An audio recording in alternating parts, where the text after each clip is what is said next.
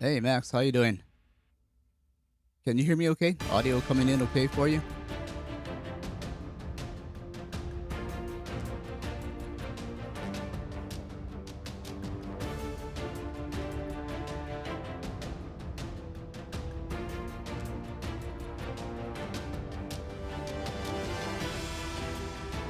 RR, how you doing? Hope everything's going good for you. Joel Johnson, how's it going? Max, thank you. Thanks Max, thanks Noah, appreciate it. Thank you, RR. Question in the credit fee freeze. If even transportation stops, is it better to relocate my gold coins from Texas to Massachusetts? I live in Maine. Uh, if that's not a golden question straight off the top, I have to think about that one, Roger.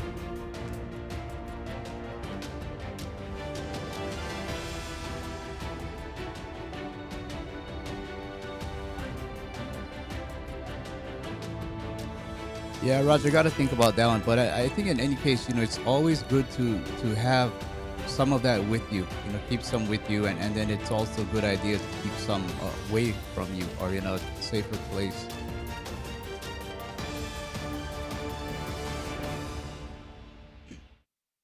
Hello again, everyone. Welcome to another edition of Silver Bullion Television, SBTV, and of course the weekly live stream. We're glad you're here, and we hope everything is going well out there for you. Taking a look at some of you guys out there. Joel Johnson again. How you doing? Max Strong, Noah Yates, RR, all of you guys. We appreciate you being here. Um, Joel Johnson. Okay, keeping Texas. Yeah, what they're talking to is a question that one of our guests, Roger, has, where his question is in a credit freeze. If even transportation stops, is it better to relocate my gold coins from Texas to Massachusetts? He lives in Maine. Um, Off the top of my head, again, the first thing I would say is, it is always a good idea to have some with you, and it's also a good idea to have some out of your jurisdiction. You always need to have some that's in safety, and again, some that is definitely with you. So I'd be interested to see what your comments would be there to help Roger out.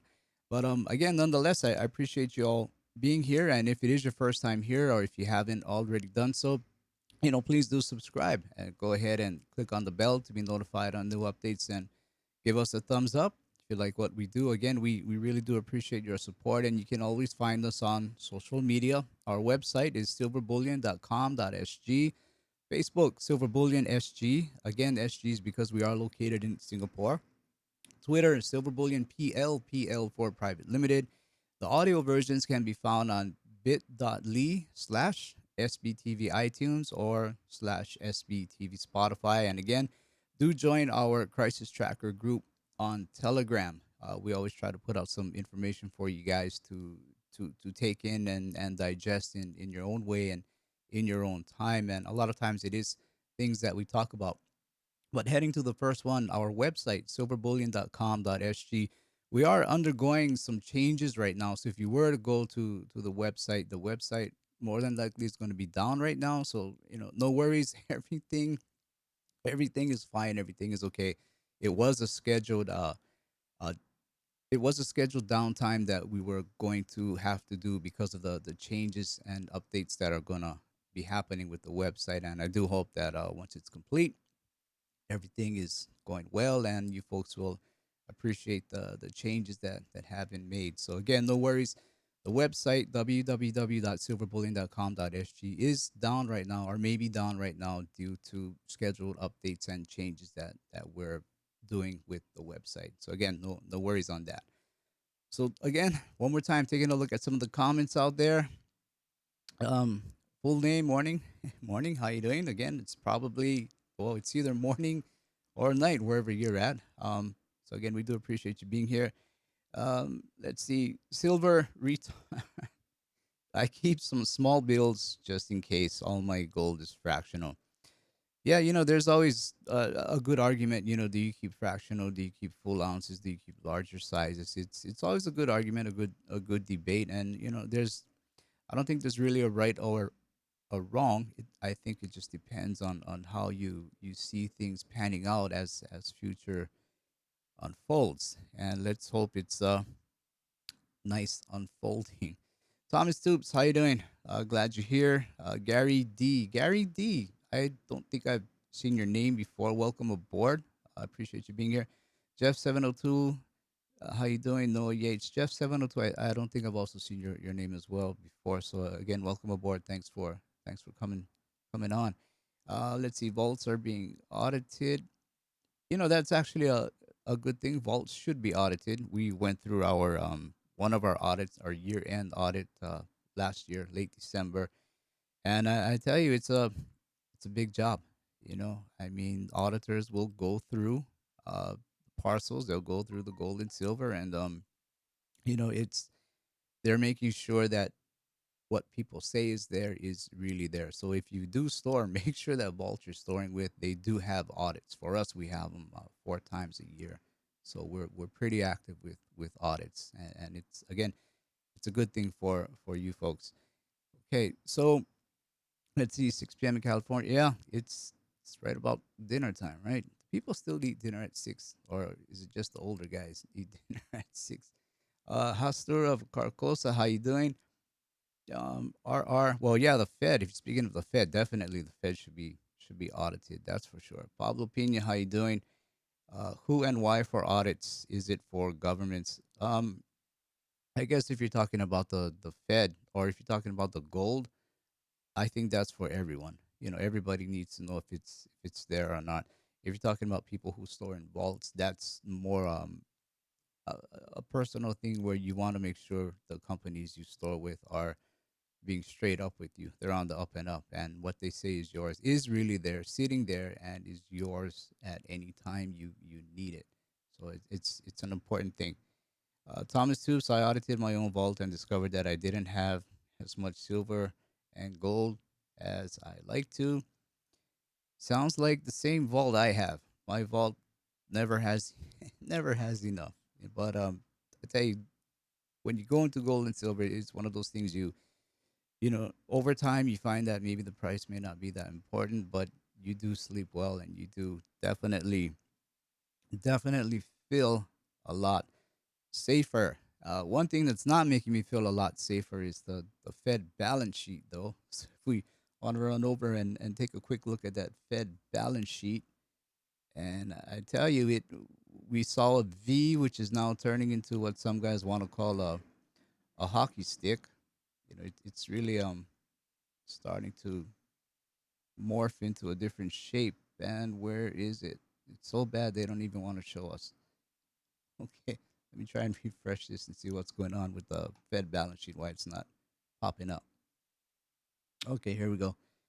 So, yeah, before we just had this little V here, but it's starting to take off, and I think it probably will level out with where they were before.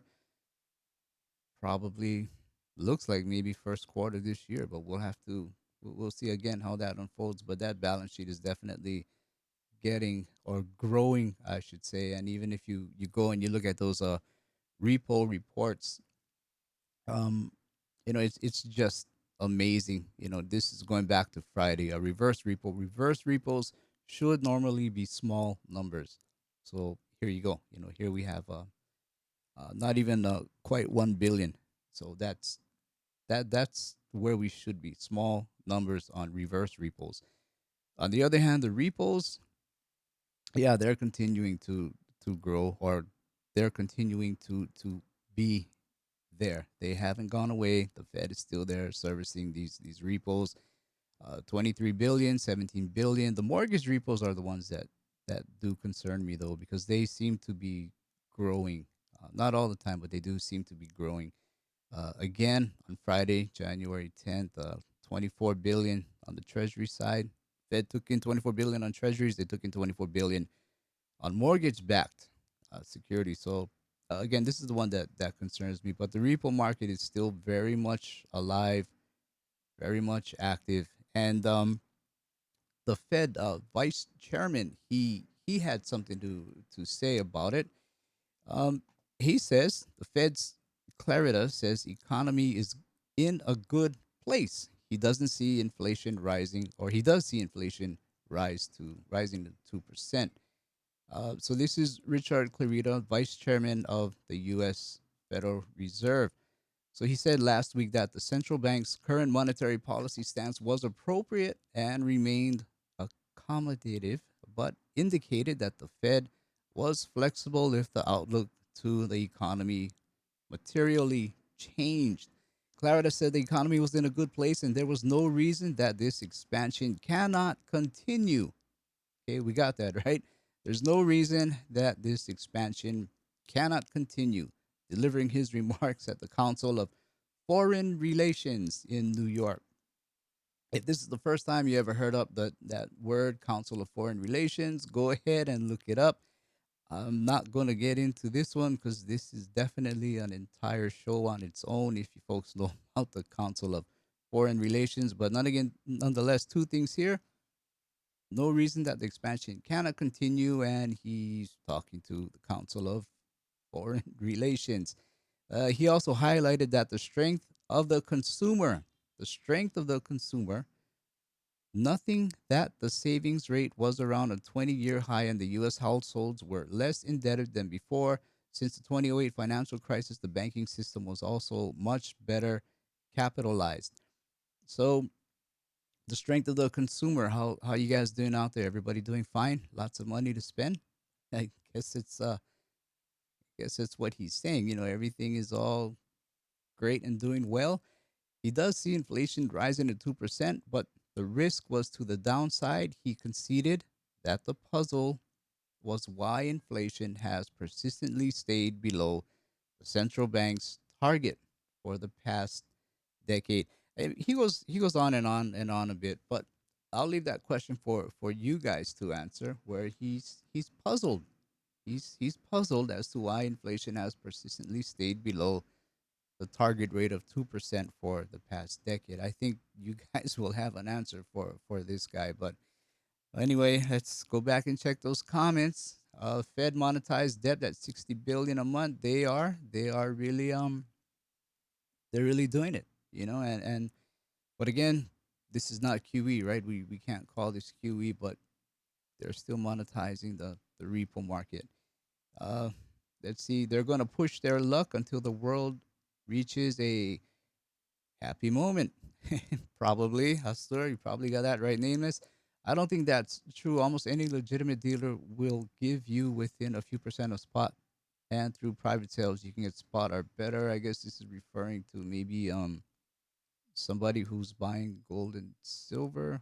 Okay, every dealer is different, but it every dealer is different. Their the operational expenses, the services they provide, all those things they do factor a bit into the cost or the price that they're selling you gold and silver. If I understood that question, are full steam ahead until they hit the iceberg. Yep, yep, have to agree with that. Let's see. Mortgages, here we go again.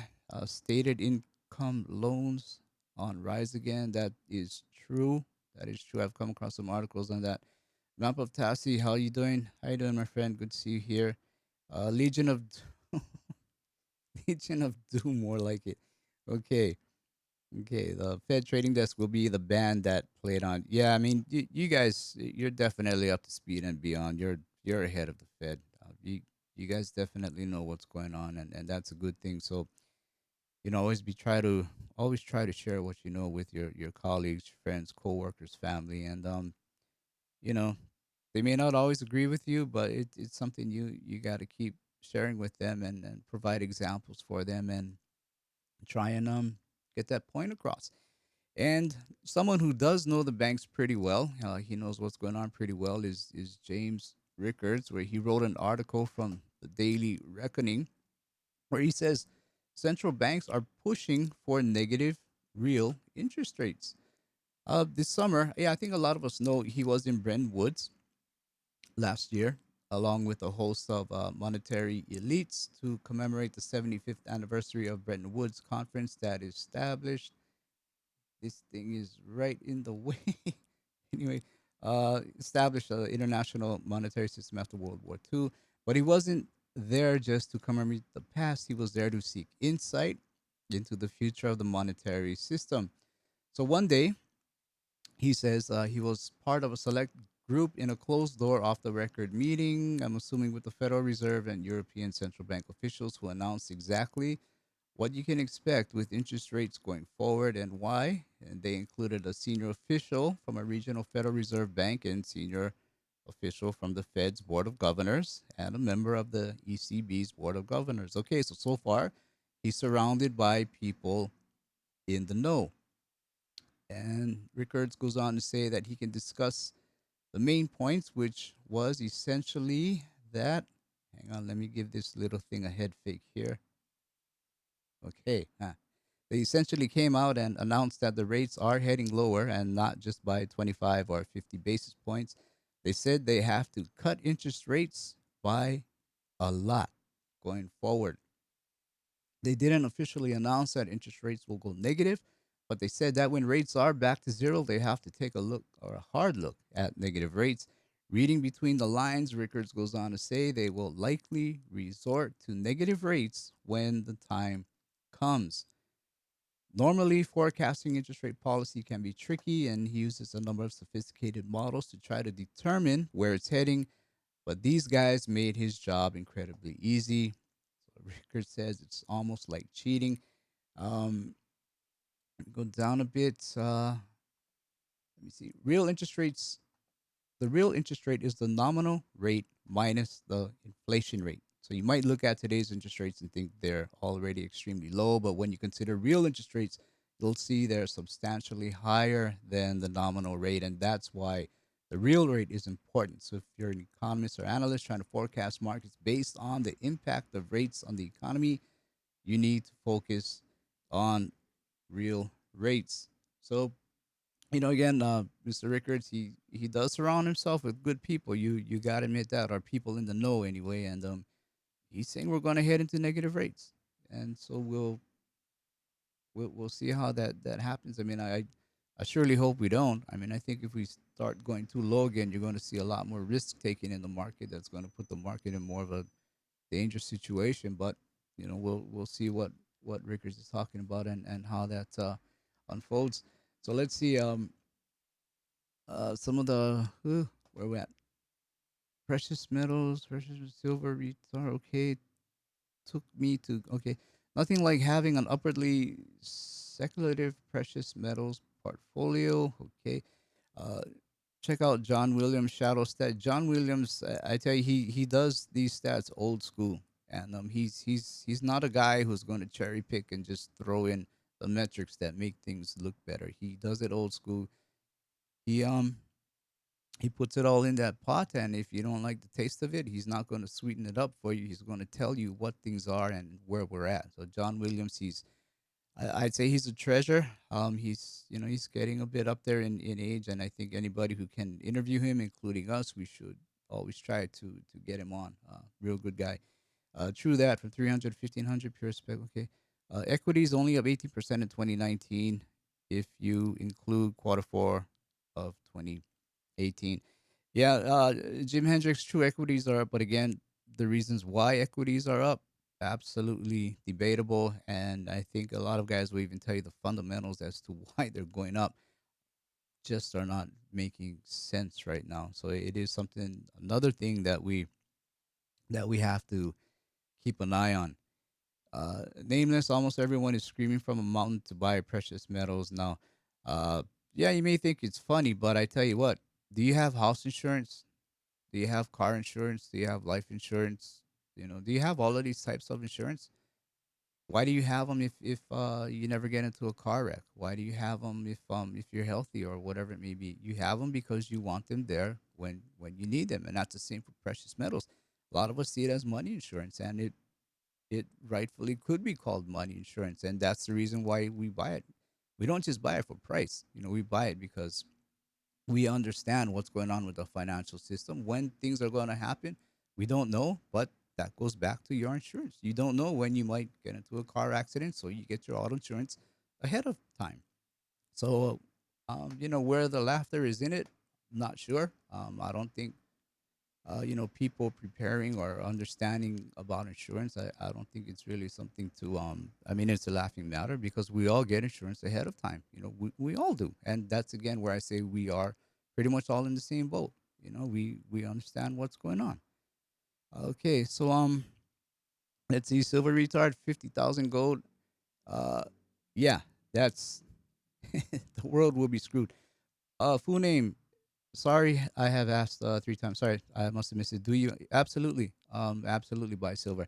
In the beginning, I was solely only buying silver. I mean, if you're asking me personally, I'm answering this in a personal way. I was only into silver, no gold, no gold. And then over time, I figured out, well, you should actually mix the metals. You should have some gold. You should have some silver. You shouldn't there's nothing wrong with being loyal to one metal, I guess, if you really like it or understand it in a certain way. There's nothing wrong with that.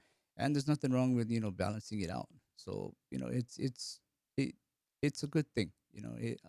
Yes, long story short, I do have silver. So absolutely, absolutely. Um, okay, so the other thing that was in the news, you can't avoid it, this whole Iran thing, Iran, Iraq, U.S. thing going on. You can't avoid it, and so lately there, people are saying, there's news coming out that U.S. is going to be leaving Iraq, and well, let's just go straight to the horse's mouth and find out if these things are true. So let's just go straight to the U.S. Department of State website, and they sent out a statement on January 10th. It's pretty recent, and depends on how you feel. This is just more to say that what their intentions, the U.S. intentions are. So it says America is a force for good in the Middle East. Our military presence in Iraq is to continue the fight against ISIS, and as the secretary has said, we are committed to protecting Americans, Iraqis, and our coalition partners. We have been unambiguous regarding how crucial our de-ISIS mission is in Iraq. At this time, any delegation sent to Iraq would be dedicated to discussing how to best recommit our strategic partnership, not to discuss troop withdrawal. But our right appropriate force posture in the Middle East today, a NATO delegation is at the State Department to discuss increasing NATO's role in Iraq in line with the President's desire for burden sharing in all of our collective defense efforts. Um, the meat of it is basically they are not discussing troop withdrawal. Okay, not discussing troop withdrawal. So I mean, I guess it's something that's kind of it's starting to be a bit of a this discussion point, I guess we could call it. And no, uh, according to this from the State Department, not going anywhere. Still going to be there. So yeah, sometimes you just got to go straight to the source. Just find out straight from the source if you can, and that usually works out the best. Uh, okay, more of your comments.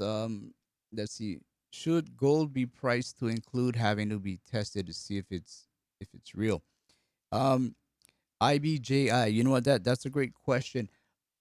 I can only tell you how we operate, and that is a lot of our customers when they do come down to the shop, before they leave, we will uh we will go through some tests with them. If they want to have some things tested, we'll gladly test it for them. And sometimes it's we'll even insist that hey, let's check this before you leave, and that way everyone has, of course, peace of mind. Customer feels better, the gold bar feels better, and again, just for peace of mind. And of course, you want to know if what you're buying is real. Some dealers, they may not let you test it, but for us, for the most part, we will. And for the guys who buy in the vault, um, just about everything in that vault is tested. Wherever it comes from, whether it comes directly from a mint, a refiner, things that are transferred in are definitely going to be tested. We're going to make sure that that gold and silver is definitely real. So I can say within within our own company and within our ecosystem of how we operate, things are tested at every point along the way. I can't speak on that for other bullion dealers, but it is a good idea to always get your items tested and know that it's legit. Let's see. Nameless. Let's see. Problem with fiat is the government can press a button and eliminate your bill. Absolutely, they can do that. They can do that. Map of Tassie. Put it with silver, but yes, absolutely. Actually, again, I mentioned this a couple of weeks back.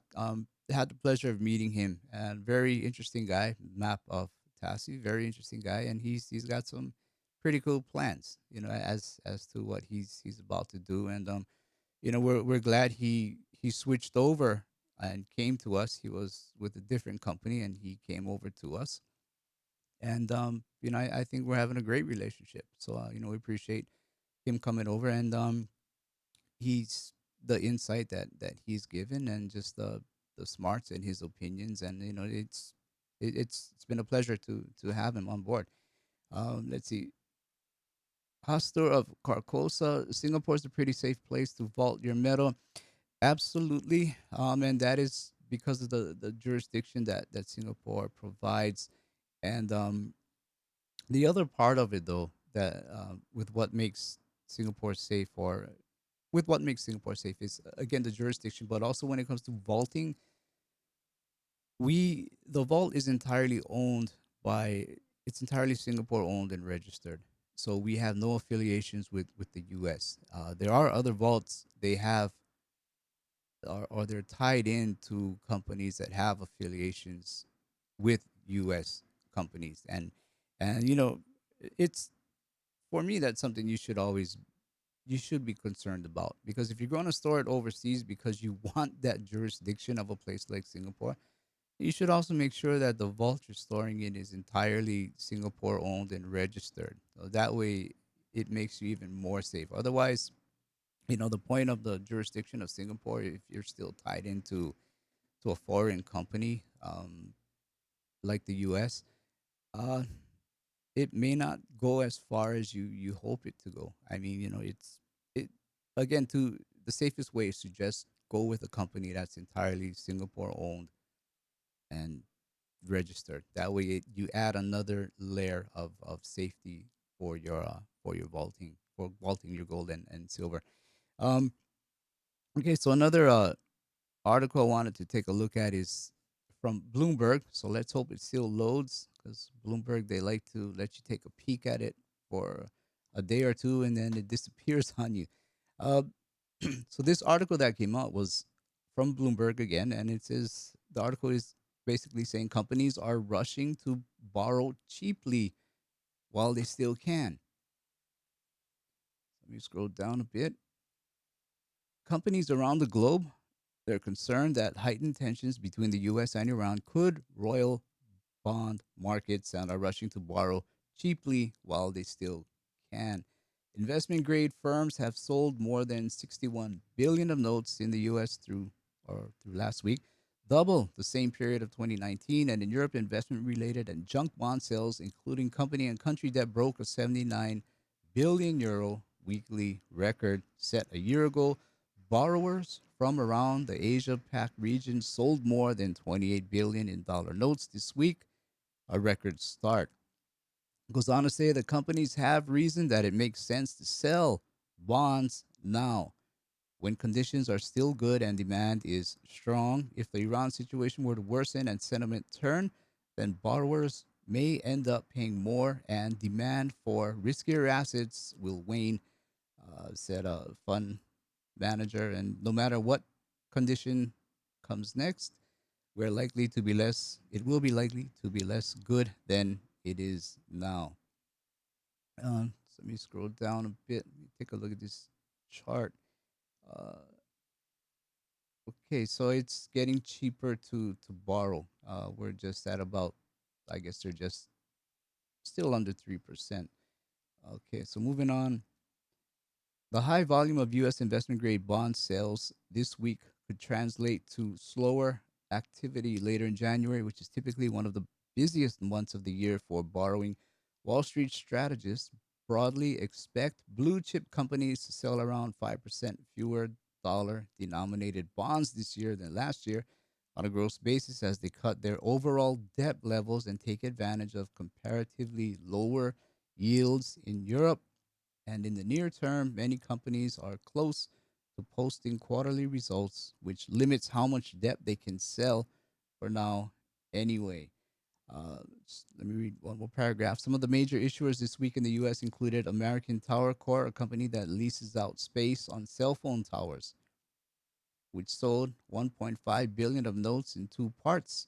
Among issuers from APAC, Westpac Banking Corp, and Nomura Holdings led a handful of multi-billion-dollar deals with a large swath of Chinese companies also selling in Europe. A flood of bank deals materialized, including 1.25 billion euro sale from Italy's Unicredit SPA. So things are definitely again heating up and getting active, and I think this looks interesting. This looks interesting. I don't want to comment too much on it right now, but it does look like it's a bit concerning for me. It's a bit concerning the way I see it right now. But let me just go back to your comments right now. Let's see. Rational people hoard silver. Joseph Almond. Um, I think so. I like to think of myself as rational, and I do hold silver. Let's see.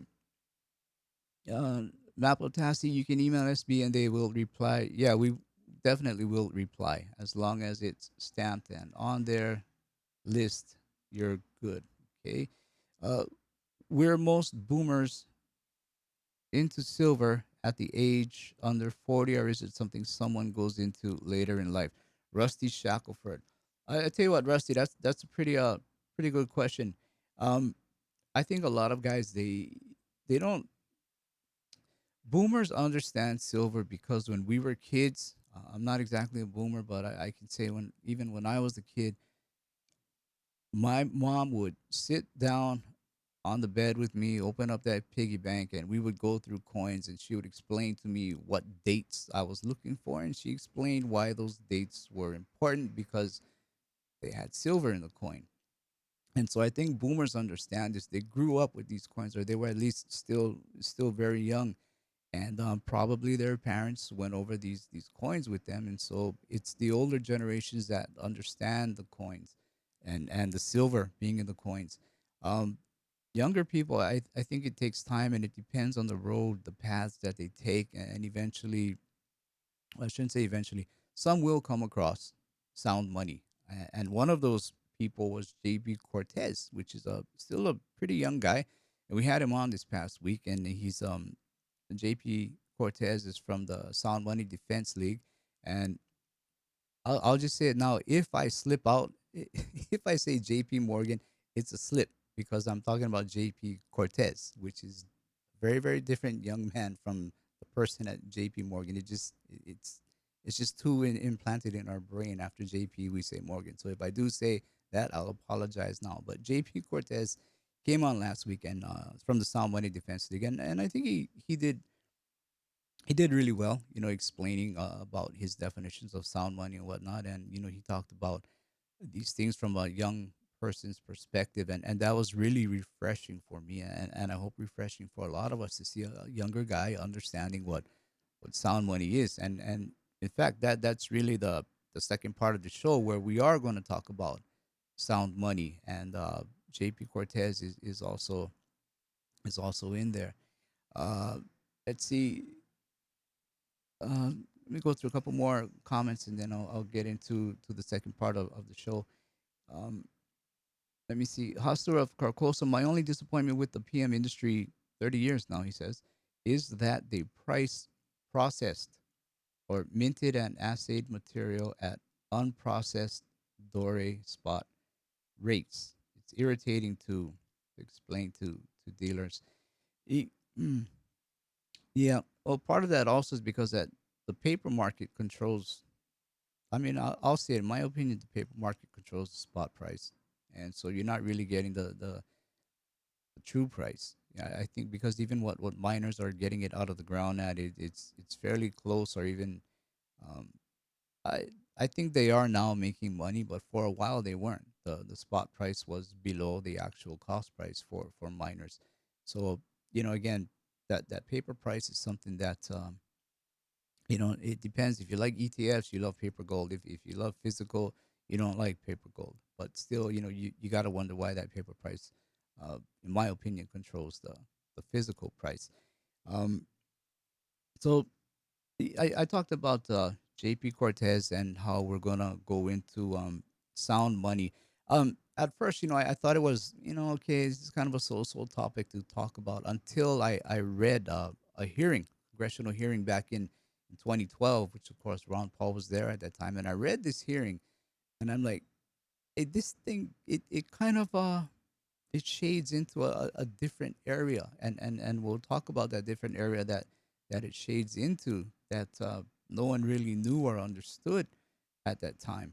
But anyway, our friend Alan Greenspan, he there's a quote from him saying, "What a sound money system does is to stabilize all the elements in it and reduces the uncertainty that people confront. And the one thing all human beings do when they are confronted with uncertainty is pull back, withdraw, and disengage. And that means economic activity, which is really dealing with people, just goes straight down. And that is true. And it always, or it'll bring up the question, what exactly is money? And typically we define money as something that's durable. We can use it over and over again, something portable. We can take it from A to B to C to Z, wherever we go in life. Something that's divisible, we can divide it up into smaller denominations. Something fungible, that it has the ability of a good or asset to be interchanged with other individual goods or assets of the same type. And of course, scarcity. Scarcity or rarity is a quality that makes something valuable. But one other thing, in my opinion, money should be or should have the definition of is time. Money should be able to hold its value over time. If money can't hold its value over time, you either have to work more. I mean, there's 8 working hours in a day, supposedly, or you're going to have to work more 10, 12, 15, 20, whatever it might be. You're going to have to get paid more, raise the level of your marketability, or you're going to have to put money into something that's expected to grow or outpace inflation over time. And over time, the thing is, with time and money, the longer we don't have those five qualities in money, or especially, let's just say, the backing of money to make it sound money, over time we simply forget what real, true, and sound money is. I'm in Del Mar, California, which is basically Beverly Hills by the beach, with my 1 ounce gold coin, where I'm going to try to sell it to these rich folks who have plenty of money. So this should be an easy sale. I need to pay my taxes, so I'm selling my 1 ounce gold coin. Yeah. Would you be interested? Just name a price, any price, and it's yours. $1. Over $5. Over $10. Nah, No. I'm good. We can go to Liberty Coin and Precious Metals and verify it's a real 1 ounce coin. Why would I want that gold coin? I don't know. I mean, who needs a gold coin these days, right? Exactly. We're selling 1 ounce gold coins today for $20. Would you be interested? Oh, no thanks. We could go to Liberty Coin and verify that it's real. It's fine, thank you No, so much. $20. No, thank you. Want to buy this 1 ounce gold coin from me for $20 today? 20 bucks? Nah. No. I got a quarter. $20. We can go to Liberty Precious Nah. Metals and confirm that it's real. Quarter. $10. No. Quarter. No thanks. Why do you want to sell it? I got to pay my taxes. Oh, you don't want I'm fine. You think that's a bad deal on your part? Yeah. Yeah. Okay. Nah. Come on. Nah, 1 dude. 1 ounce gold coin. We can go to Liberty Coin and Precious Metals and we can verify that it's real. It's just up the street. That's all good, dude. I like that hat. You want to trade me this 1 ounce gold coin for your hat? No. No. It's a real solid 1 ounce gold coin. I just want to trade it. No, it doesn't. Must be a valuable hat.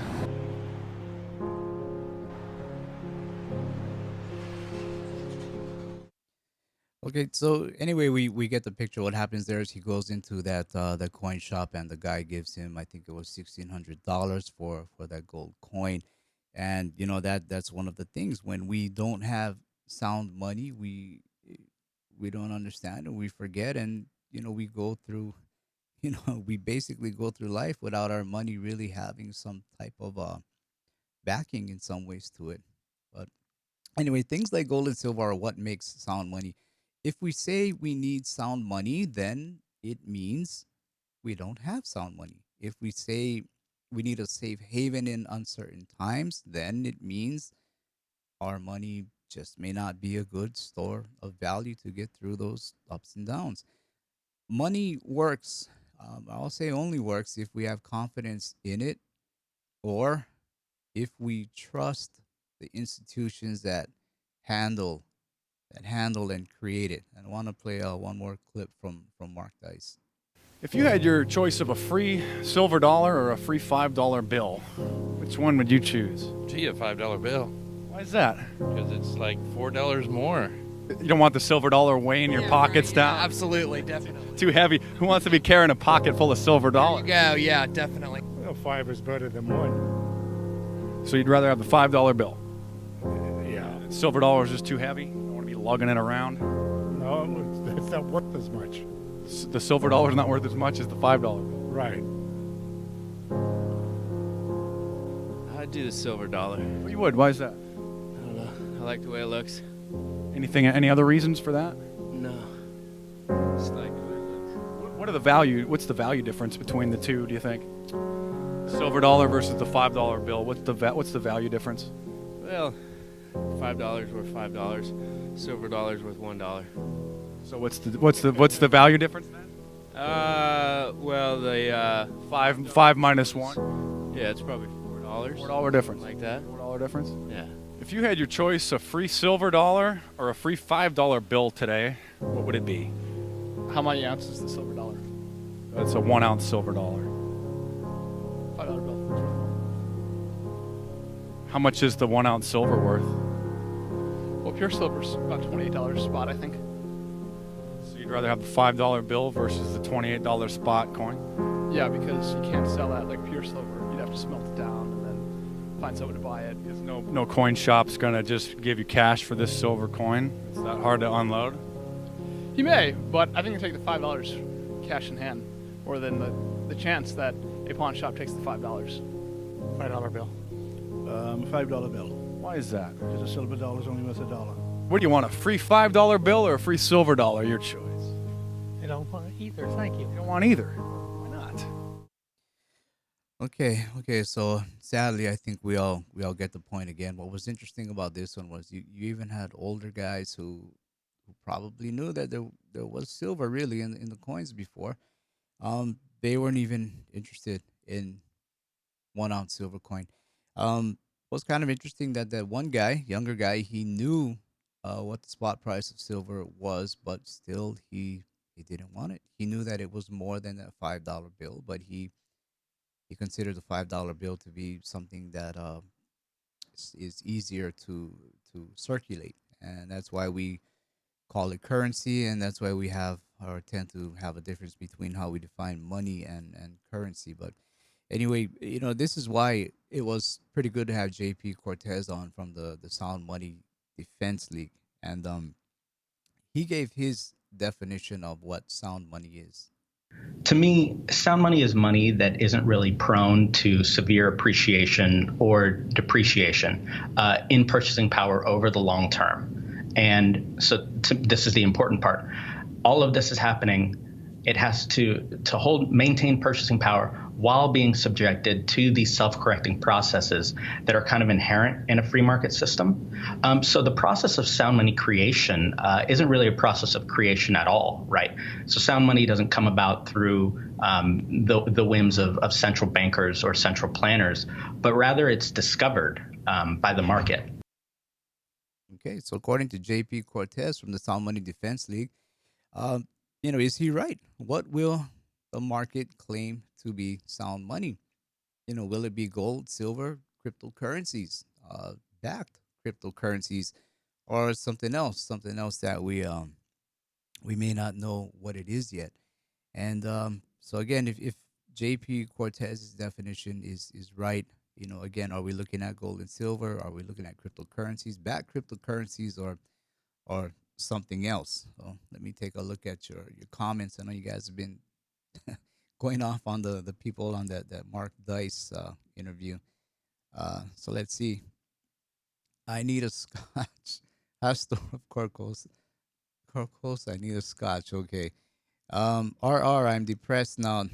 Well, yeah, me too. I watched it and that piano music kind of added to it and brought in that depressing mode. And anyway, uh, this old guy would take the silver dollar. Truth teller, I'm with you. I would definitely take that silver dollar and I don't expect any of you guys to walk around wherever he that bay that pier he was at. Hopefully, none of you guys are gonna go there and sit there all day and kind of wait for him to come by with a gold coin because I think he's stopped those interviews. Uh, RR indoctrination. You know, people just don't know any better. And it's a sad thing. And when you do find out, when you do build up your knowledge on these things, and you do know better, still the masses just will not. They'll kind of frown on you or think you're a bit crazy or whatever it is. But the thing is, I don't think we are truly. It's just that we know what's going on. We're awake and we are doing what we need to do to protect ourselves or have that insurance. And again, it's not all about that price. There's a lot more reasons than just the price. Uh, NFK2 killer. People will be roped into a new fiat after this one fails. You, my man, you probably you hit that one on the head. You know, I think we are just going to roll over into whatever that next new thing is that they're going to give us. We're just going to roll over. And the thing is, it may not be that easy because there is going to be that transition from where we are today to where we're going to be tomorrow. I mean, as that money transitions, um, new things are a new monetary system is going to come about. That's for sure. Um, Let me just check something real quick. Okay. All right. Anyway, yeah. So again, you sorry about that. You nailed that on the head. NF2 killer, NFK2 killer. People will be roped into new fiat, and we're actually going to go into that a bit. Let me go through a little bit more of the comments. Um, let's see. Dave Ramsey, sure. Norman and Mark Cuban are not hardcore in precious metals. Um, yeah, I don't think they are. But you know, if they want to stay in paper, that's up to them, right? We'll see what happens with all of this. Uh, Thomas Tubes, I always carry one silver dollar in my wallet. I have since I was a kid. I always carry a quarter, a 90% quarter with me. So same, I'm on board with you there. Let's see. Sadly, I was as clueless as they were once upon a time. Yeah, a lot of us were. Uh, you can get gold from a machine. You could, but you're gonna pay a heck of a lot more in premium. I would suspect anyway. I think you're gonna pay a lot more. We have some of these machines also in Singapore, and the premium is quite a bit higher. And for guys that don't understand gold and silver, they buy it not understanding that it could oftentimes be bought at a lower price. Um, let's see. One more. Sorry about that. My name is Nobody. Good morning, Patrick. Normally from Florida, but I'm in Bangkok to party before musical chairs. The- okay, yeah. Some people do liken it to musical chairs. Definitely liken it to musical chairs. But getting back to JP Cortez, he authored up or at least had a part in this thing called the Sound Money Index, and this came out middle of last year, but it's pretty interesting nonetheless. And in the interview with JP, we did touch on this, and we didn't really go fully in depth with it, so I'd like to spend some time on that now. um so this Sound Money Index, is the first index of its kind, ranking all 50 states using 12 indicators to determine which states offer the most pro sound money environment in the country. And there is a big difference between states from state to state. Sound money is discovered, not invented. And this is something that JP just said. Through market processes, the most marketable commodity, as Austrian economist Karl Menger described, money makes itself known. Again, the market is going to decide. Gold and silver are money, not by government decree, but because they have proven to be over the test of time by maintaining their value. But for more than a century now, the federal government and the Federal Reserve, a privately owned bank cartel, which enjoys a federal charter. So, again, to be clear, if you ever thought the Federal Reserve was part of the government, it's a privately owned bank. And you can even label it a cartel. Um, they have warred against sound money in America. They've ended the free circulation of gold and, for a time, criminalized its ownership while taxing those who sell, spend, or exchange it. Unbacked paper currency and electronic credit have replaced our constitutional money, gold and silver. Constitution's framers were mindful of the hardships brought by Continentals, the fiat paper money issued by the Continental Congress to finance the revolution. Notable founders, including Jefferson, Washington, and Madison, and Thomas Paine, warned about the ravages of issuing unbacked currency. That's why the Constitutional Convention overwhelmingly embraced gold and silver. Washington said paper money was wicked. Madison called it unjust and unconstitutional. Jefferson wrote that its paper money's abuses also are inevitable, and by breaking up the measure of value, makes a lottery of all private property. So let me go down a bit. So here we have this sound money index where, again, states were ranked, and they were ranked on such things as like state sales tax on gold and silver, state sales tax, how it compared to other state sales tax, if it's average, above the average sales tax, or below the average sales tax. And, income tax rate, contracts, let me see, other things, even harassment laws. This one is, I found interesting, harassment laws, where there are states that make it kind of difficult, um, or they infringe and they want to know more about you if you're buying things like gold and silver. So when we take a look at this, we see that Wyoming came out on top. Wyoming, Texas, Utah, South Dakota, these, and Alaska, these are the top five as being, let's just label them pro sound money, or understanding gold and silver a bit more, making it easier for people who move into gold and silver. And the rest of the states, New Hampshire, Washington, Arizona, Florida, Oklahoma. So you may want to see where you rate. And what I'll do is I'll go ahead and paste the link here so you guys can go and take a look at it whenever you want. Okay, so there you go. And so again, it goes through the states: Oklahoma, Nevada. I thought Nevada would have been higher, should have been higher. Um, Delaware, Montana, Colorado, Georgia, Louisiana. So you can see here where all the states rank. And again, yeah, I put the link there so you can go through it whenever you want. My home state, we're not doing too good. Uh, I think we let's see if I can open this up. We scored zero on sales tax, meaning we do tax. Uh, Sales rate tax was okay. The rest of these things we didn't really score at all in. What you want is a high score. You don't want a low score. You want a high score.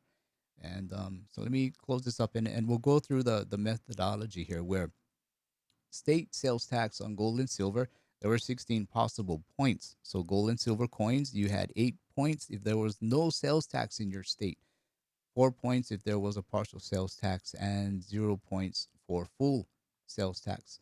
Gold and silver bullion, I guess he's referring to bars here. 8 points for no sales tax. Okay, so again, you want to get the higher points. 8 points for no sales tax, 4 points for partial sales tax, and 0 points for full sales tax. So he has a list of metrics that that goes into the methodology of how these states were ranked, and a lot of it has to do with tax. If you were being taxed on buying gold and silver, and if you were being taxed, how does it compare to other states? You know, are you above or below the national average? So that was another thing that he looked at here as far as ranking states. Um, and also status as money. There are a few states who have acknowledged that gold and silver is money. And so again, you would get some points here. Your state would, if it does see gold and silver, if it is affirmed as money, or 0 points if it was not. And then we have other things like depositories, if your state does have a depository or if it doesn't. And we have things like state reserve funds, where if your state has at least 10% of reserve funds that are held in gold and silver, then you had a score of 8 points. And that's pretty interesting because, you know, frankly speaking, how many states really do have any reserve funds that are in gold and silver? And that leads into public pension funds, where, you know, does your state have at least 10% of pension funds held in gold and silver? Then you would get 8 points as well. And so again, this is the methodology of how he broke it down, and it's pretty interesting. So if you do have time to read it, I hope you do. And he does give some examples where, you know, let's say if you went if you asked a grocery store clerk to break a $5 bill, and the government charged you a 35-cent sales tax, it doesn't make sense, right? So if you're gonna make change for a $5 bill, you're going to get taxed on it. But that's how he likens buying gold and silver, because you're just changing one money into a form of another money, but yet you're being taxed on it. So that was another thing, you know, that he took a look at. And I mean, again, it's a very good article. I did put the link, and I do hope you folks have time to go through it. Again, JP Cortez, young bright guy, he understands sound money from the Sound Money Defense League. And again, this is one of the articles or projects that he had a hand in, and it's really interesting. I do hope you guys have some time to go through it. Comments. Let's see. Uh, People nameless people make millions in certain countries selling fake everything. People make a lot of money selling a lot of fake things. That's for sure. Uh, Stan Skeleton, Randy Fresh Hour, my home state, neither Michigan. If you want to take a quick look at that again, um, let's go back there. You said Michigan, so let me just load Michigan real quick. See where it comes out. Michigan, where are you? Or did it? Oh, there you go. Michigan, you're 27, so you're right about in the middle of the pack. You apparently don't charge any tax on gold and silver, which is good. Income tax rate, you're about average with the rest of or you might be doing better than the rest of the states individually, as far as putting an income tax on gold and silver.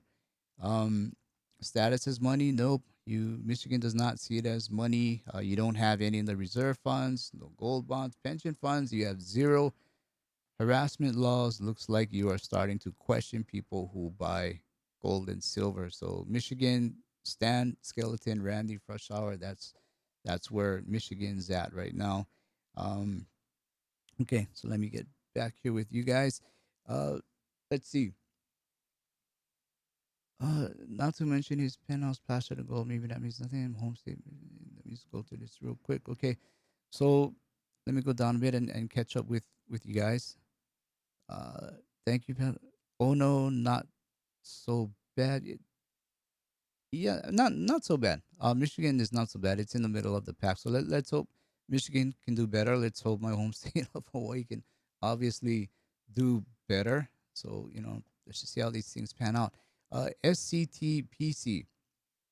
In Australia, we get taxed on money that's under 24K, but not pure. Crazy. Really?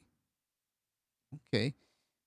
Yeah, I know Australia, it seems like they've been tightening up a bit, right? I mean, if you want to purchase gold and silver, I think you have a certain amount that once you get to, and then they want to take a peek at you, at your at what you're doing a little bit closer. No problem, Stan, Skeleton, Randy. It's an interesting chart. I do hope all of you guys get to go through it. Um, I get most of mine through AppMex, which is in Kansas City, Utah, tax free, but they do tax on accessories like snap tights.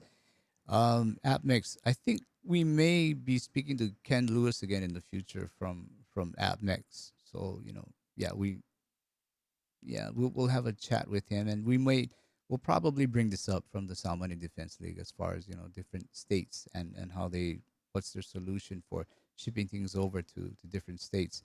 Um, okay, so we'll move on from that, and there was another article where it said Sound Money it helps to prevent currency wars and whatnot.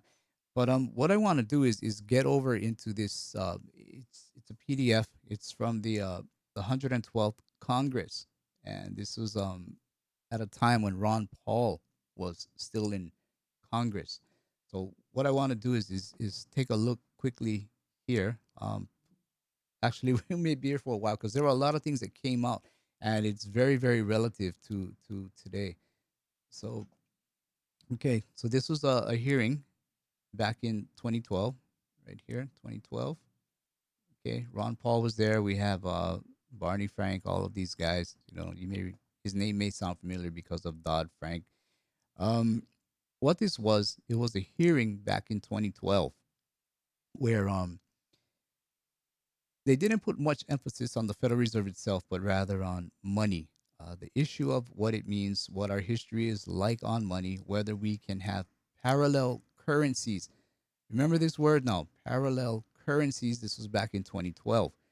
And what the founders might have thought about parallel currencies. Again, back in 2012. And I know you guys are already thinking, hey, Bitcoin was still an infant at this stage that really not much people knew about. But still, would this or would Bitcoin or cryptocurrencies fall under a parallel currency? So that's the reason why I wanted to go through this because it wasn't so prominent at that time. Um, Goes on to say the world is in the midst of a crisis today. The world's always in a crisis. Back from 2012, same thing. And many of us believe it is related to a deeply flawed monetary system, a deeply flawed understanding of what money should be, a rejection of the notion that money should have real value and that money originated in the marketplace rather than originating from a computer over at the Federal Reserve. And though today the general public as well as the financial markets time have a difficult time wanting to accept that or even understand it, ultimately it is the nature of money that I believe we will have to come to grips with and make a decision about. Very true.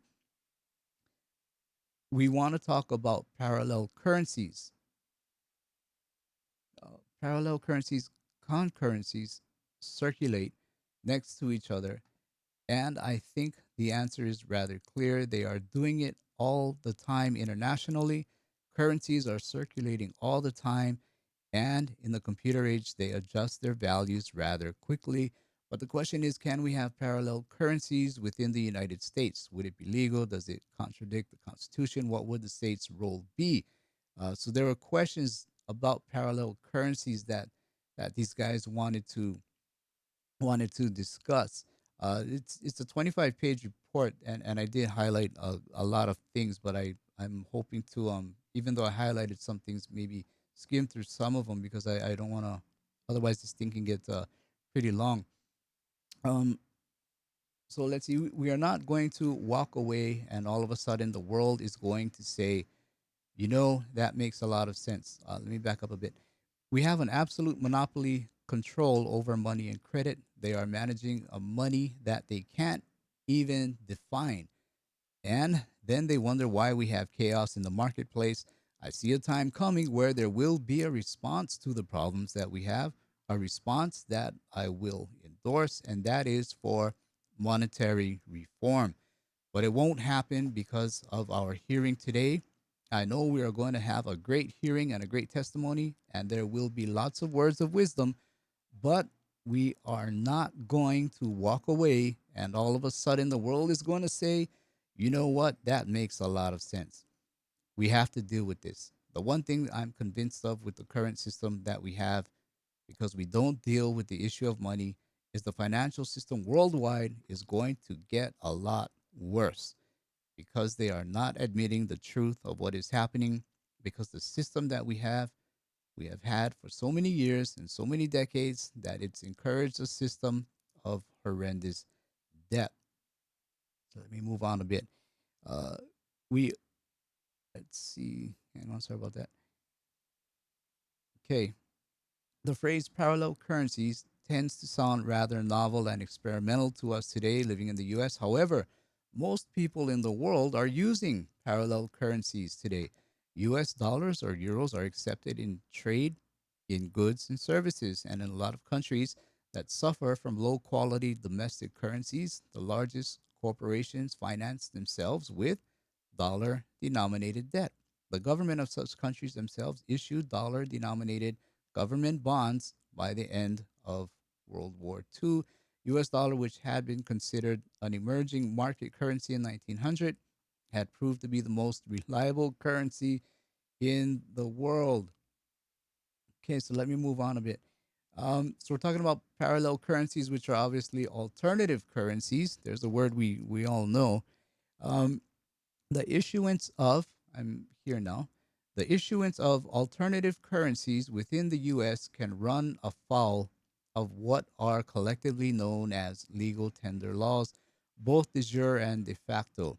The one person who attempted to issue a gold and silver based parallel currency in the U.S. was arrested in 2009 and convicted of charges related to counterfeiting and declared to be a domestic terrorist. Okay, so I had to go and find out who this guy was. I had to dig deep and do a bit of research. And what they were referring to, I'm assuming because this is as close as I could get, was the Liberty Dollar. The American Liberty Dollar was a private currency produced in the US. It was issued in metal rounds, similar to coins, gold and silver certificates, and electronic currency, or ELD. The American Liberty Dollar certificates are warehouse receipts for gold and silver owned by the bearer. According to court documents, there were about 250,000 holders of Liberty Dollar certificates. The metal was warehoused at Sunshine Mint in Idaho. Prior to a November 2007 raid by the Federal Bureau of Investigation and the U.S. Secret Service, until 2009, the Liberty Dollar was distributed by Liberty Services, formerly known as National Organization for the Repeal of the Federal Reserve and the Internal Revenue Code, based in Indiana. It was created by this guy here, Bernard von Nothaus. So let's take a look at him. He created the Liberty Dollar and co-founder of the Royal Hawaiian Mint Company, okay, in Hawaii, USA. He's also the founder of the Cannabis Spiritual Center. Okay, so Bernard's a very unique individual, an educational institution that supports the use of marijuana and spiritual things. Okay, so here we go down. During his 2011 federal criminal trial in connection with his involvement with the Liberty Dollar, he was the founder of an organization called the National Organization for the Repeal of the Federal Reserve and Internal Revenue Code, known as NORFED. So go down a bit more. Okay, so here were his charges. Uh, there was an indictment against him and three others in 2009 accusing him of counterfeiting U.S. currency. Counterfeiting U.S. currency. He was arrested in June 2009 and he put in a plea of not guilty. One interview he had been quoting as saying, "We never refer to silver liberty as a coin nor as a legal tender in current money. The word coin is a government controlled term. That's why we have these terms coins and rounds. And it's currency that is free from government control." And so basically this guy he went and he created these gold and silver rounds that were to be used as a currency. And the Fed obviously did not like that. So we'll go back to PDF here. So this was they were generally, I'm assuming they were talking about Bernard here, and goes on to say in this hearing that in practice, the U.S. federal government makes a powerful effort to suppress the introduction and use of alternative gold and silver based currencies today. Today was in 2012. The state of affairs has become intolerable to many, and that is true. But it's interesting, back then they were talking about alternative currencies, parallel currencies. On the international scale, the parallel gold based currency or many such currencies would help ease this transition and form the basis of a new monetary order if that should become necessary. Each individual would be free to make increasing use of the gold based alternative as it is best suited for their interests. It would be no great day of transition, but a smooth, extended process, perhaps over years. Okay, let's remember this: a smooth, extended process, perhaps over years. The existence of a high quality alternative could help people avoid much of the potentially disastrous consequences if today's floating fiat currencies met the same end as the 599 floating currencies that no longer exist. So I want to stop here. I'll continue on in a bit, but so why is Bitcoin and other cryptocurrencies allowed to be a parallel currency? And like I say, the things that interest me is back then, um, it Ron Paul and his colleagues were mostly mentioning gold and silver. Cryptocurrencies weren't really well known back then. But when you read this thing, or as I'm going through it, you could almost plug in cryptocurrencies in a lot of areas there. So, and naturally my question became, so how is Bitcoin allowed to be, for now, a parallel or alternative currency where, when others have tried gold and silver, wouldn't be allowed, people would be arrested, but yet we have an alternative currency that, or cryptocurrency, that's allowed. And only things I could think of was, okay, supposedly Satoshi Nakamoto, he's nobody knows who he is. You can't arrest somebody you don't know who he is, right? I mean, you can't arrest him if you don't know who he is, where he's at.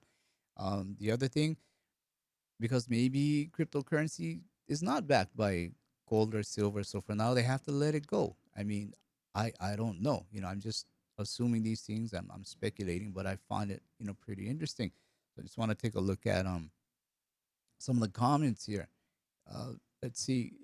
Uh, I can tell you from firsthand experience, pure gold is good everywhere. Hostel of Carcosa. Totally agree. Completely agree with that. I mean, we can go back to the early wars, World War I, I think even up to World War II. Um, Fighter pilots, or soldiers, some would carry gold and silver as part of their emergency survival kits. You needed that gold to essentially talk someone into helping you to, yeah, basically talking someone into helping you or hiding you, feeding you, whatever it might be. So it's good anywhere in the world. Completely agree. Um, Let me see. Thomas Tubes, but I've never seen anyone sell wartime nickels at 90%. Mm, okay. Let's see. 4-9 fine. I hear that TSA is getting very aggressive in finding precious metals in luggage. Um, I can't answer to that one. Maybe you guys you'd know better than me if you're traveling from state to state, or if you're coming into the U.S. from an internationally, if they're going through it looking for that gold, for that silver. Can't answer. Stan Skeleton Randy Fresh Hour. Yes, USA is treacherous these days concerning anything blockchain or digital currency. Liberty Dollar. Maybe some of you guys remember that Liberty Dollar. Um, Nameless. Yeah, Kennedy's after 65, 40%. 60, 64. The dated 64s, I believe, that's the only year that were 90%. I think Kennedy was assassinated in 63, and 64 was the first coin to come out after. And so that one came out with the 90% silver. RR can't have liberty. Yeah, yeah, can't have it. Silver Slave, carbon tax good for gold price. Hmm. That, you know what, man? I wish I had a good answer for you. Carbon tax, climate change. That is such a debatable thing right now, but it does look like we are headed towards this type of a carbon tax thing. Um, Not sure if that would be good for a gold price because I think by the time this stuff comes around and happens, there'll be a different currency already in place. Well, I think the world will be on a different monetary standard. So, you know, I think it's too early to call yet, but I do think we're probably going to be on a different standard, some type of monetary standard by then. Um, okay, let's see. Did him like they did Peter Schiff's that yeah, Irwin Schiff. Seems like anytime you want to if you over compliment you know agencies that handle taxation, uh, yeah, they'll applaud you and want to speak to you, right? Anyway, um, let's see. I buy 100% from a local shop. Cash, no info transferred. Okay. Yeah, it depends where you live. Sometimes they'll want a little bit more info, and there's just different rules wherever you go. So, anyway, want to get back to what this what was said at this hearing. So yeah, I found it interesting. Again, if we look at this, um, a smooth, extended process, perhaps over years, it would be no great day of transition. In other words, they don't want things to be really chaotic. They want it to be something that's a smooth process, perhaps over years. The existence of a high quality alternative could help people avoid much of the potentially disastrous consequences because of fiat currencies.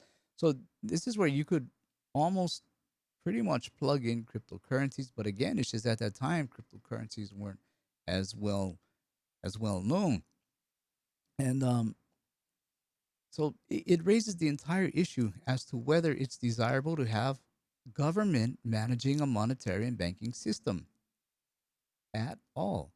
Okay, the whole and the Fed deal. The free market case for competition in general, and therefore a similar case in the case of money, is the fact that competition in a fair market does at least two essential things. It decentralizes. So here's that word. First, it decentralizes. We all know things like Bitcoin, that's one of their claims to fame. It's not a centralized coin. Uh, it decentralizes the impact of errors. If a businessman makes a mistake in his entrepreneurial judgments, it may have a negative effect on himself, some of his employees, or a few suppliers of the good that he produces. But when it is decentralized, it does not affect the entire economy. When a central bank makes a mistake, which a lot of us think they have been continuing to do for years, its impact is potentially on the entire economy as a whole, since the monetary authority influences interest rates in general, affects the supply of money in the economy in general, distorts relative prices, and impacts the general rate of inflation in the economy as a whole. Second, it's only through competition that we discover innovative and creative ways to give people the things they want. And this, market advocates have argued, is no less true in the case of money. If government did not monopolize the control of money, individuals in the market would determine what commodities, such as gold and silver, they choose to use as a media of exchange. And since this hearing back in 2012, we'd have to add in cryptocurrencies. So let me go down a bit. Uh, so how would one move towards such a system of free banking and competitive choice in a currency? So here's these suggestions: repeal of the Federal Reserve Act of 1913 and all complementary and related legislation. Repeal of legal tender laws. Repeal of repeal all restrictions and regulations on the free entry into banking business. Repeal all restrictions on the right of private banks to issue their own banknotes.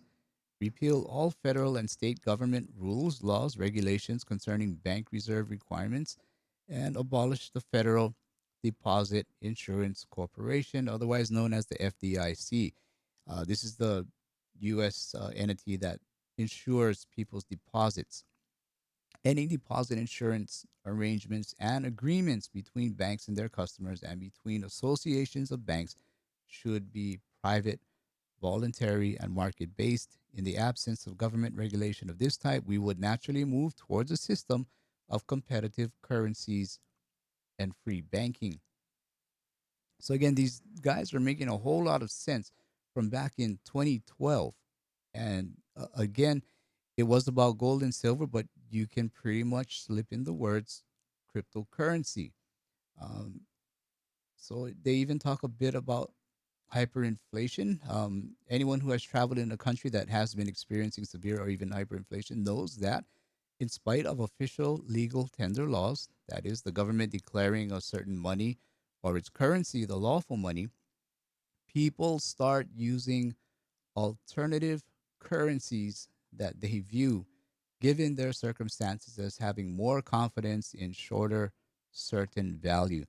So, in spite of laws and regulations, at the end of the day, what people will choose to use as money, even when it breaks the law, they will follow what they view as the most effective and self interested for themselves in the marketplace to secure their wealth and their transaction opportunities for themselves and their families. So, again, it, people will start using alternative currencies that they view given their circumstances. Again, coming out in 2012 and seeing the world where we are today and seeing where we are with cryptocurrencies today, it's pretty amazing. And again, this part here talks about how you have to have confidence in money. And I'll just get to the last paragraph that I marked, and then I'll go through comments with you guys again. And I think this is it. So hang on, let me just make sure this is it, or maybe not. Okay, yeah, it's still down further at the bottom. Yeah, let me just get there real quick for you guys, and I'll read this last paragraph. Okay, and it's about hyperinflation again, where you tend to end up with some kind of catastrophe beforehand before you go into hyperinflation. One of the nice things about the parallel currency idea is maybe you can avoid that process, that political cycle. So, hyperinflation, political cycle. You could establish something even by the federal government or by very many means, and you could have the two options available. Again, this is a parallel currency. So, when people simply decide to do business in one currency or another, say I'm going to write the contract in US gold dollars, not US Bernanke bucks. They will start to buy and sell and do business in that way. And then over a period of a few years, perhaps people will just naturally decide which system they like better, the Bernanke system or the gold system. And they can migrate and eventually have a very smooth, non disruptive transition between one and the other. So, again, yeah, sorry that took a bit of time, but I mean, don't you that it's pretty interesting where you can add in cryptocurrencies at this point, and it it makes sense where we talk about having a parallel currency where the transition would be a lot smoother. I think we all want a smooth transition when that transition does come. So let me take a look at some of the comments here again. Um, it's sorry, Roger. Again, question. Sorry if you answered. Connection keeps getting cut out. Okay, is it cheaper to ship 20 Eagles to you or sell here and buy with you? Um, okay, if you're talking about storage, Roger, one thing is we do have a minimum when it comes to storage, and that's because at the top of the show, remember I mentioned audits. We have 4 audits a year, and what what is done in these audits, or the way we store things for these audits, and also for you as well, is we do have a minimum amount that goes in these what we call parcels, tamper evident parcels. And we do this because we know exactly what's in that parcel. Customer knows exactly what's in that parcel. And when the auditors come in to audit, which again is in your favor because you want to make sure your things are there when you're being told it's there, right? So you want an auditor to be there. It's in your favor that these things happen.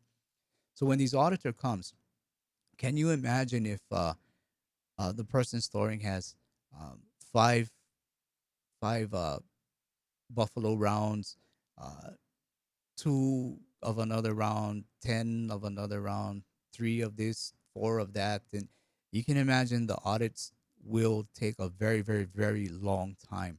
And you want the auditor to get through as many things as he can because that's to your advantage. You know that your things are there by a third party audit company. So if we were, you know, if we didn't have minimums, we would not be able to probably not be able to do these audits as much as we'd like to and as much as you would like the audits to be done. So we do have a minimum. So for instance, like let's say uh, the 20 silver eagles that you're talking about, it would be below the minimum. So I would say hang on to it. Don't You definitely don't want to ship it, but hang on to it because we do have minimums, and for those coins, silver eagles, silver maples, things like that, the minimum for those coins, it would end up being uh 500 coins or a monster box. So, and let's say if it came to that, would it be cheaper to ship a monster box or cheaper to sell it and buy it? I would suspect it'd be cheaper to sell it in your location and then rebuy. And it is also entirely possible to, you can put money in an account or in an account with us, and then you can buy as you go along. You can purchase and purchase and purchase and purchase until, you know, or I should say, you could add to the account, and then when you have enough to purchase, let's say something that meets the minimum, then that can be done as well. We can go ahead and complete the purchase and put it in storage for you, but there's always a minimum. There's always going to be a minimum, and in that case, it can be substantial, sure. 500 coins, not all of us have 500 coins, but again, it's for auditing purposes because we want to be able to audit as much as we can, because that's in your favor to make sure a third party audit is going on and you will know exactly what's there, that your things are there. So I wish I could give you a better answer, and but the truth is there are minimums, and it's because of the audit. Okay. um let's see. uh Joel Johnson, yeah, keep your 20 coins. Okay. um Some say Alan Greenspan is behind Bitcoin. Bobby Jones. Hey man, you tell you what, you never know. Maybe not. Who knows?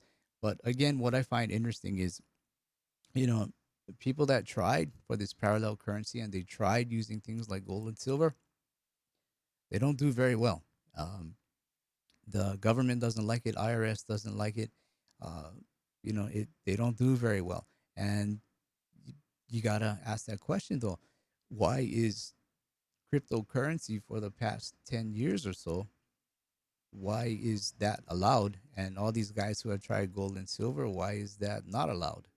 So it's kind of odd there. There's a lot that can be speculated on that. There's a whole lot that can be speculated on that. Okay, let's see.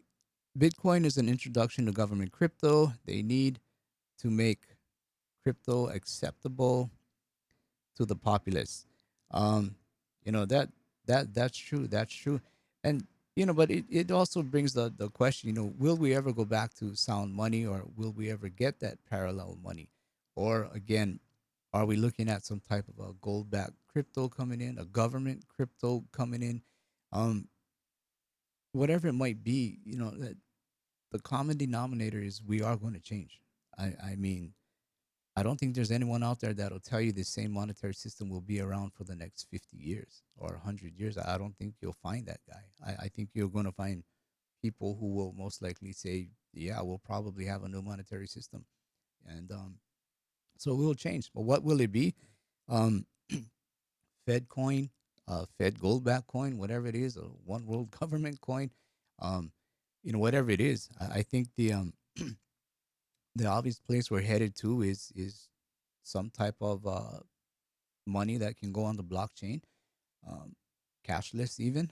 And I mean, for me, it does look like we're headed in that area. And I'm looking at a gold backed currency to come in because of this question right here, sound money.